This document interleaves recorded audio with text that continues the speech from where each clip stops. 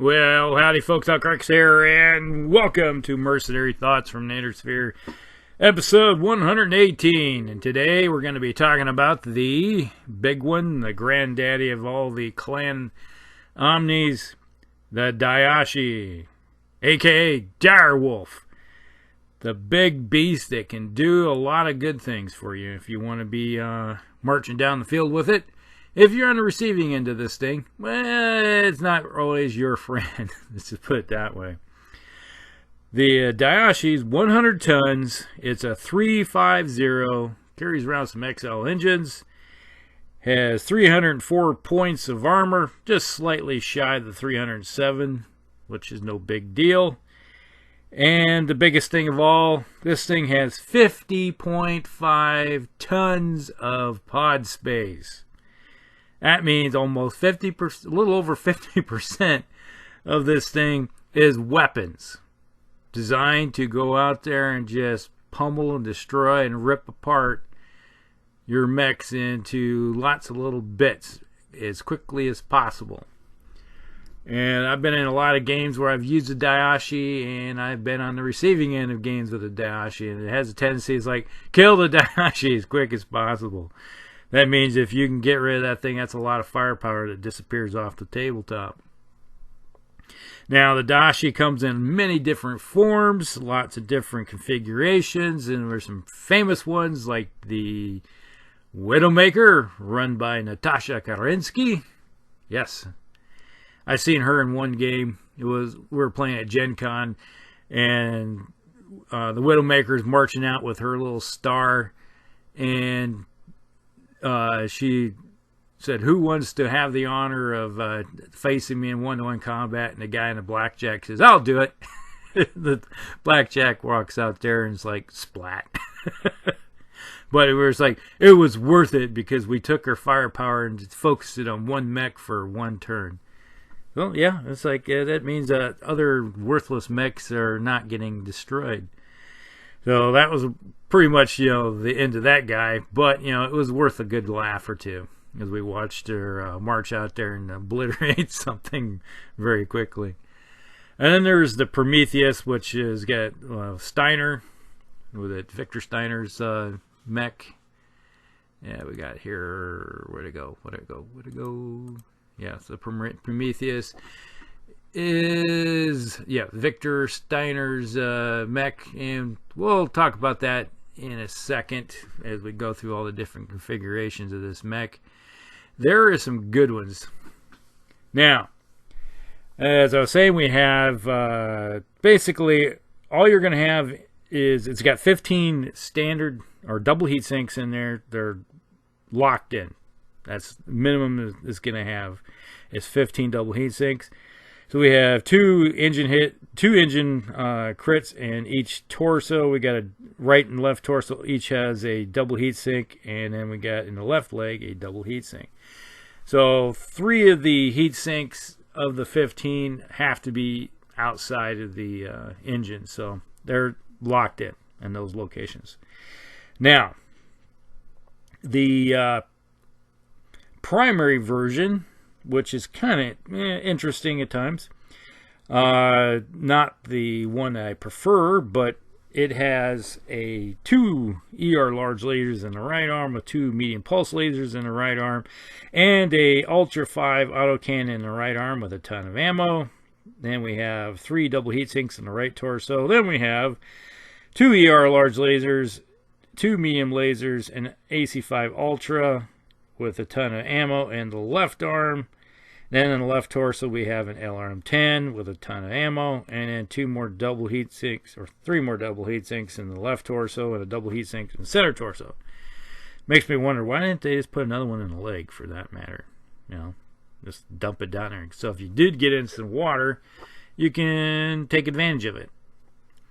But now with the primary configuration, obviously you're looking at for 7 more heat sinks, so you're looking at 22 more heat sinks. So that you can dissipate 44. So that's not bad. You can do a pretty good amount of damage out there. But unfortunately, with the Daishi, it has the biggest problem of all the mechs, because with great amount of firepower comes a great amount of heat.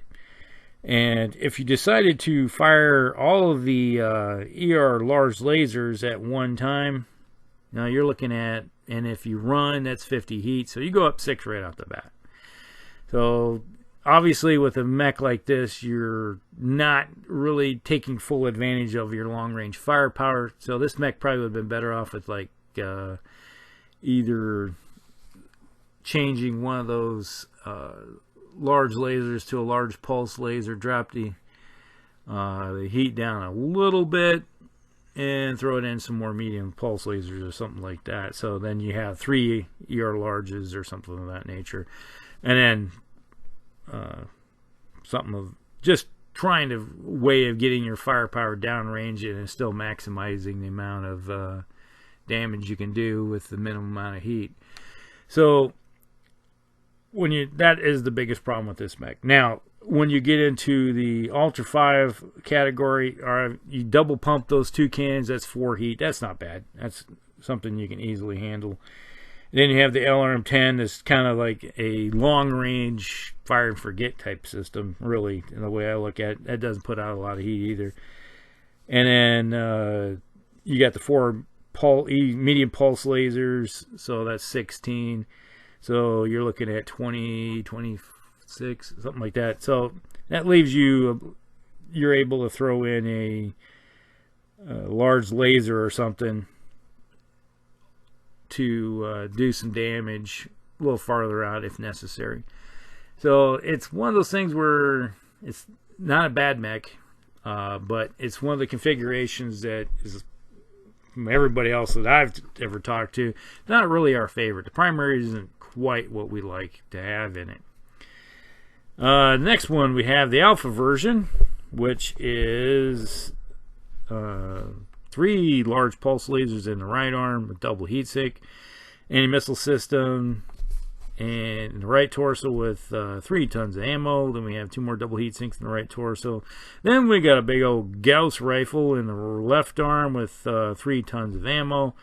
Then 2 Streak 6s in the left torso with 2 tons of ammo. And then we have 3 more double heat sinks in the left torso, center torso, and right leg. So yeah, they finally put something in the right leg. Now, obviously you're looking at 5 more heat sinks. So yes, you're sitting at 20, so you can dissipate 40 heat. That's not bad. Because you're pumping out 31 plus another 8, so 39. So if this thing walks, it runs really cool. And it's just a matter if you run our anti-missile system that's going to make a big difference. So this is one of the mechs that I do like running. I prefer the alpha over the primary myself, because with the large pulse lasers you can, yeah, they're only doing 30 points of heat or 30 damage, but you get the minuses. You know, so if you got a really good pilot in this thing with some large pulse lasers, you're almost guaranteed to almost automatically hit. You know, if you get somebody like Natasha Kerensky on board, where she has one of the large pulse lasers, which we're going to talk about in a second, she's the one pilot. You add on those, so you're looking at starting off at 1, and then her modifier, say she walks, that's a 2 pulse lasers, drop it down to a 0, and it's just a matter of range and your movement modifier. And a number of times I've used the Widowmaker or something similar to it with a really good pilot in it. It's like, oh yeah, you're moving really fast. I don't care. I'm just going to nuke you. I'm going to hit you really hard.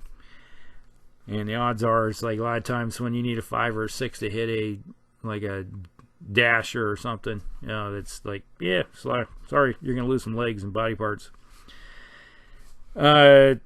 The other thing with this, when you got the 2 Streak 6s, you get those things to lock on. That's the other thing, is if you fire everything you have, and then if those don't lock, you don't do heat. So that's the nice thing about Streaks. But if they do lock on, and you have some holes in your armor someplace, there's nothing better than throwing a whole bunch of 2-point shots, getting those chance of criticals. That's the lovely thing about it. and it's only 2,800 battle value. And you got that Gauss rifle. Yeah, it's like sometimes a large or ERPPC might be a better usage of the tonnage. But there comes the problem, once again, where if you throw everything into energy weapons, then you have a potential of overheating. You get into that temptation. Get some players that are so tempted. I got all these weapons. I'm going to fire everything. And then I've seen guys running a Daishi before that fired every single thing they had, thinking they're going to do an alpha strike and nuke somebody. And then they just overheat. So, or shut down or blow up. So, the alpha version is one of the ones I like a lot. Now, we got the Bravo. This one is has a LBX 20 autocannon in the right arm with 2 tons of ammo. We got 2 Ultra 2 autocannons in the right torso with a ton of ammo. Then we have 2 ERPPCs in the left arm with 2 medium pulse lasers in the left arm. And once again, we have 2 Ultra AC2s in the left torso with a ton of ammo. And then an ER small. Hey, we got that small laser. Got a half ton. Has to go someplace. And this one comes in around 2,600 battle value. It's a little cheaper. This one is your plinker. You got the 2 ERPPCs and the autocannon. So you do one with cluster, one with solid shot with that LBX cannon. And, you know, so this one, the biggest problem is the heat. If you fire the 2 PPCs, and then if you rock and roll with all the autocannons right back behind it, you're going to be cranking up on the heat scale. So yeah, you're looking at 2 times 4, 8, and I could say 3, 11. Yeah, you could go up 11, 12, 13 up on the heat scale almost immediately if you decide to fire everything you have with those PPCs. So it's basically you fire the PPCs or you fire with all the other stuff. And I always look at the AC2s are nothing more than long range SRMs. That's how you got to look at them, or machine guns. So it's just like a heavy machine gun type thing, where if you see a target, it's like you hit them with the ERs, you hit them with the ER PPCs, and hit them again, rip a bunch of armor, and if they have a whole bunch of holes in them for the next turn, unleash with them with the autocannon and the AC2s and just go crit hunting. That's pretty much all it is. It's almost like a this is your auto anti-air Daishi, Dire Wolf. This was basically how I look at this one, is that you're just either taking out vehicles or anything that's flying. You know, you're like, if you got a bunch of VTOLs coming your way, it's a quick way to do 1 point here, 1 point there, 1 point there when you're hitting the, like, trying to take out rotors and stuff like that. Charlie configuration is got an ERPPC in the right arm, ATM 6, so we're getting into the more advanced weapon here, and right arm with a ton of ammo. Then we have 2 double heat sinks in the right arm and medium pulse lasers in the right torso. We got a targeting computer, so this is a little bit better. Double heat sink and right torso, jump jets. There we go. We're getting into that one with the jump jet. So if you get into a city fight, this is the one you want. And then you get ERPPC in the left arm, an ATM 6 in the left arm with a ton of ammo. And then we got 2 more double heat sinks in the left torso, 2 or 3 medium pulse lasers in the left torso, and jump jet left torso. Then we got a streak in the head, 1 shot.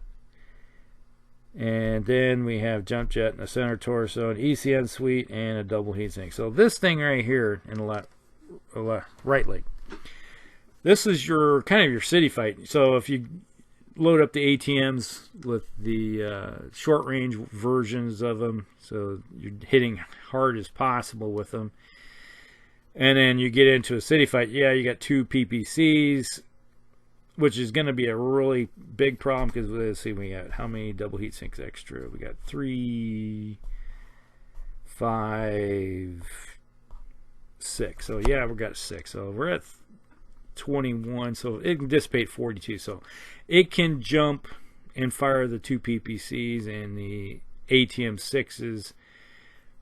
6s pretty good. Or you basically fire you got the targeting Peter to help you out with if you jump. So it's kind of mitigating some of that, especially if you got a really good pilot. And you kind of like could end up with a net 0 overall. And so if you're a little farther out, you hit them with the PPC, but when they get in close, you hit them with the pulse lasers, the ATM 6, and then you can hit them with that Streak 4. It's one shot deal, get rid of it, and then, you know, I'll almost be honest with you, drop 1 heat sink in favor of some ammo for the Streak. You know, that's, to be honest with you, kind of like how I look at it. That way you can do a little bit more cluster hunting, but, you know, or just drop it completely in favor of like another pulse laser and a ER small or something of that nature. You might be better off doing that because you can probably do more damage in the long run. But it's one of those ones where you're looking at, if you're in a urban configuration or heavy woods where you're able to use the jump jets more often. This one is like, yep, get closer, drop one of those PPCs and fire up all the other stuff. Rip a bunch of armor off real quick, up close and personal. And if they're at farther range, you hit them with all the 2 PPCs. It's not a bad one. It's one of those ones where it's more situational to dictate. It's like if I know I'm going into an urban configuration, this is going to be one I might use. And this one is very expensive. It comes in at 3,600 battle value. So yeah, it's kind of a more of a narrative type one that you're going to use. The Delta version, and we're getting into more of the more advanced stuff. We got the Hag 40 in the right arm with 5 tons of ammo. And the left arm is another Hag 40 with 5 tons of ammo. Then we got a Streak 6 with a ton of ammo on the left torso. Then we have an ER small in the head. And then 2 medium pulse lasers in the center torso. So this one's one of those ones that's designed to just tear armor off pretty good. And you got the stuff up close. And it doesn't necessarily have to worry about any heat problems because, you know, you're dissipating 30 and you're not going to probably even come close to that. So that is pretty much it for that one. And I'd seen it on the table once. I think it was at Gen Con, but I never got to use it. So I looked at the sheet, but that's pretty much it. Now, on to some famous ones. We have the Natasha Kerensky version, which is the Direwolf Widowmaker. Alright, this one has a 2 ER medium lasers in the center torso, an ER small in the head, a large pulse laser in the left arm, an ER PPC in the left arm, and in the right arm we have a large pulse laser and ER PPC, and the right torso comes along with a AC-20 Ultra with 2 tons of ammo. So it can stick around for a whole whopping 5 turns if you're double pumping. And it has 25 double heat sinks. So this thing can dissipate a whole lot of heat. So it can dissipate 50 heat. And it's going to need it because if you look at the 2 PPCs and the 2 large pulse lasers, there's 50 heat right there. So basically this thing can run and shoot for 2 turns before something has to get shut off, and that's usually, most time, it's pulse laser to cool off some, and then you go right back to it again for another 2 turns. Or when you get in close, you got the 2 ER medium lasers, which cause 10 heat, and 2 ultra cans, that's 14, so that's 24.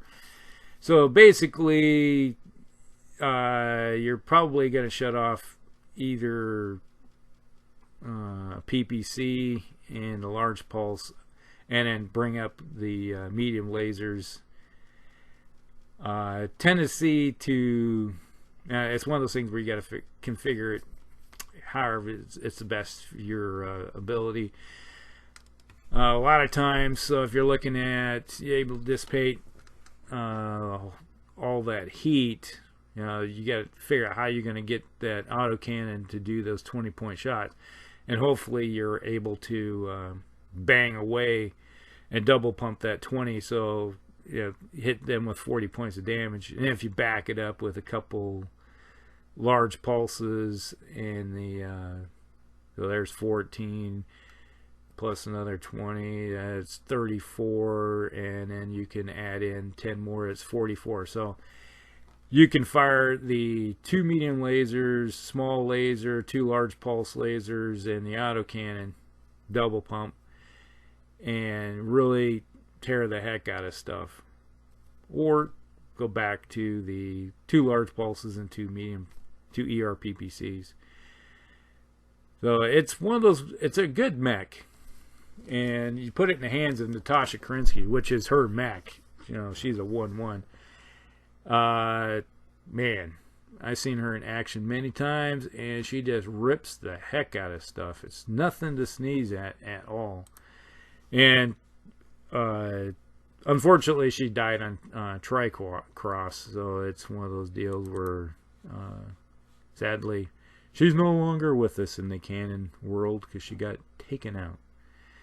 But, and then if we look at another one, which is the Prometheus, which was Archon Victor Steiner, Davian. The Prometheus configuration carries a blistering array of weapons that increases its damage potential at close range. Primary long-range weapons are a pair of ER large lasers, supported by 3 large pulse lasers for close combat, and Ultra 20 and an SRM 6 with a battle value running around 2,300. Just a second here. What is the battle value? All right, the Widowmaker's battle value is 2,500, so it's not expensive at all. And I've never used the Prometheus before. I've used the Widowmaker many times, but the difference between the two does dissipate 50 also, so you're looking at 30 plus 24, 54. So when you get a little farther range, you can fire all 5 of those weapons, and then you have to shut something off, like one of the ER larges.